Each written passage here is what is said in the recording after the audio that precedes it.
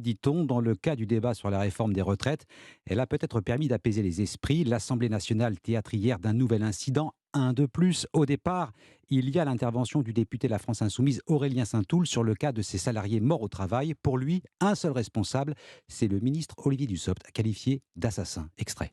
Vous ne pouvez pas arriver ici et me dire que la suppression des CHSCT n'a eu aucun effet.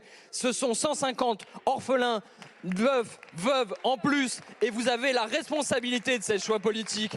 Vous êtes un imposteur et un assassin. Un tollé dans l'hémicycle, colère à droite, au centre et même à gauche. Un choc, une humiliation, insulte intolérable pour le député communiste André Chassaigne, qui pourtant en a vu d'autres. Suspension de séance, excuse publique d'Aurélien Saint-Toul. L'insoumis pourrait bien connaître le même sort que son collègue Thomas Porte. Que risque-t-il au juste Alexis de La Fontaine? Eh bien déjà, Aurélien Saint-Toul a écopé d'un rappel à l'ordre hier soir par le président de la séance, mais sa peine risque d'être aggravée, car ce matin, le bureau des présidents de l'Assemblée nationale se réunit pour déterminer si une sanction supplémentaire doit être prononcée.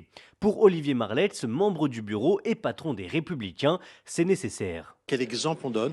Tout ça est absolument intolérable, parfaitement irresponsable de la part d'élus de la nation.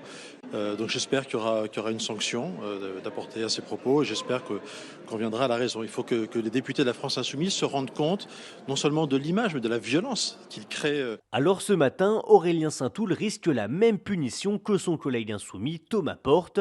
Vendredi dernier, Thomas Porte a été renvoyé durant 2 semaines de l'Assemblée nationale pour avoir tweeté une photo de lui piétinant un ballon à l'effigie d'Olivier Dussopt. Il faut stopper les dérives de la France insoumise par tous les moyens, conclut une députée de la majorité. Alexis de La Fontaine du service politique d'Europe 1.